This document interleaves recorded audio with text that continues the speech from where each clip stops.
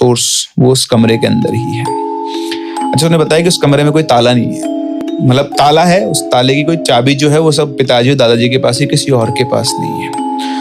तो रमेश को अपना टारगेट मिल गया था कि कैसे भी करके उसको उस कमरे तक पहुंचना है, क्योंकि जो भी कुछ है उस कमरे में ही है और वहीं से वो उन चीजों को फ्री करवा सकता है।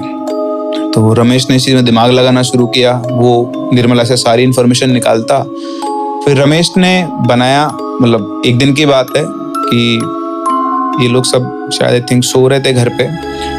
तो सुबह सुबह इनके पिताजी उठे करीबन 4-5 बजे के आसपास, और वो इनके जो दादाजी थे उनके कमरे में गए। तो वहाँ जाके देखा तो दादाजी बिल्कुल निढाल पड़े हुए थे।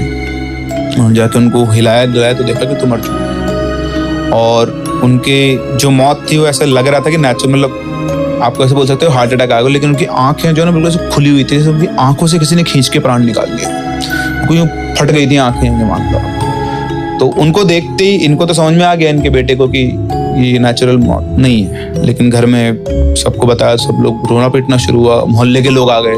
तो फटाफट से उन्होंने आंखें बंद की, उनका फिर बॉडी रखी, उनके रिचुअल्स हुए। 13 दिन गुजरे। तो 13 दिन गुजरने के बाद जिनके पिताजी थे, निर्मला के फादर, उन्होंने बोला इनके फैमिली से कि भाई देखो, पिताजी की मौत नेचुरल नहीं है, कोई ना कोई ऐसी एंटिटी या कोई ऊर्जा है जिसने पिताजी की हत्या की है, और मुझे वो पता करना पड़ेगा। 3 दिन बाद अमावस है, तुम लोग एक काम करो, बच्चों को लेकर अपने मायके जाओ और मैं पता करता हूँ कि पिताजी की मौत कैसे हुई है। तो उन्होंने उनको भेज दिया।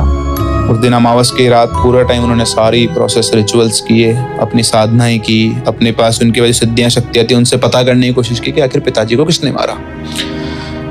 तो उन्हें सिर्फ इतना पता लग पाया कि इनके घर के अंदर जो चीजें बंद थी उनमें से कोई चीज फ्री हुई है, और उसी ने इनके पिताजी को मारा है, कोई और नहीं है, वो यहीं पे जो है। ठीक है। फिर इन्होंने और खोजबीन शुरू की। तो खोजबीन शुरू करने इनको पता लगा कि इनके पिताजी ने एक कच्चा कलवा पकड़ा था बहुत साल पहले। एक बच्चे की आत्मा थी, कहीं पर वो गए थे और उस बच्चे की आत्मा को उन्होंने पकड़ा था, और वो बच्चे की आत्मा को उन्होंने उस कमरे के अंदर बंद कर रखा था। और क्योंकि वो बहुत खतरनाक एंटिटी थी, मैं आपको पहले बता चुका हूँ, उस एनर्जी को जब उन्होंने क्लोज किया तो वो फ्यूरियस एनर्जी थी, उसके अंदर रह कर उसका गुस्सा और ज्यादा बढ़ गया था।